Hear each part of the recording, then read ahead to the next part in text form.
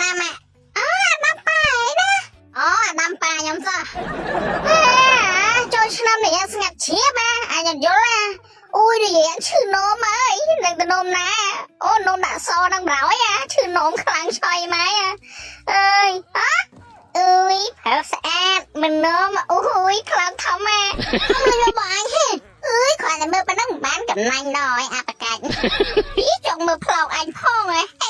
ចាំជាតិក្រោយអើយអូស្អីស្អាតអើយផ្លោកធំណាស់មិនឯងចាំមើលណានេះអូមើលញ៉ាំមាញ់អូអត់ចាលុយហ្នឹងហើយអើយសบายបាញ់ណាអេយកសពចាំឲ្យអញចេញបើយកសពអើយជួយបងអញយកសពឯណាហ្នឹងខុសខណាត់មកអូចាប់អត់អូយអាកូនមាសអាកូនពួយចេះកាត់អីទៅដែរហ៎មិនបានយំចឹងអើយមកចុះណាមកឲ្យទៅមើលបាយមើលធ្វើអីបាយហ្នឹងគាត់ទៅបាយសោះចាំបាច់មើលអញតទេអត់មានមហូបអត់មានបាយមិនចឹងអើយមិនអូនឯងអត់ធ្វើមហូបឲ្យវាស៊ីបាយចឹងអូនឯងសំតែត្រូវឡាត្រូវហ៎នេះមកកាភ្លៀអត់ធ្វើការអីទេរកបាយមានលុយណាទិញទៅចាំមើលគេថាប្រុសវាយស្រីថោកយ៉ាងដាក់រលប់ពាក់ធ្វើស្រីម្ដងមើលប៉ុណ្ណឹងមិនដែរនេះយកមកភ្លៀអូយមិនចាំវិញផងហ្នឹងមកដាក់ឲ្យមកទៅអើយថ្ងៃណាកុំចូលផ្ទះសោះបើសិនជារលុយចូលផ្ទះបានណាបងទៅក៏បានដែរ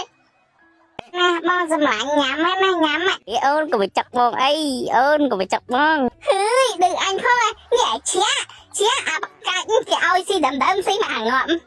អញអាមួយនោះពេលណាសហាយអូនឯងទៅដឹងអូយលឿនទៅដឹកឲ្យលឿនណាបញ្ញាប់យកទៅធនាគារទៅលឿនហើយអញមិនដឹងតែធ្វើការអីបានលុយស្រួលទេមួយចុយអង្គើចអញបញ្ញាប់មួយបញ្ញាប់ចៃអាពីរទៅណាចុះដូចផ្លែផ្លែចាស្អីនោះទៅមើលចុះវាចោលទៅមើលសិនណាអូយចៃលុយគ្នាអើយចុះវាចៃលុយគ្នាអូលុយច្រើនហើយឃើញធ្វើតាមអញស្រួលលុយអូចឹងអញលួចដែរហើយចង់និយាយថាចោលហ្នឹង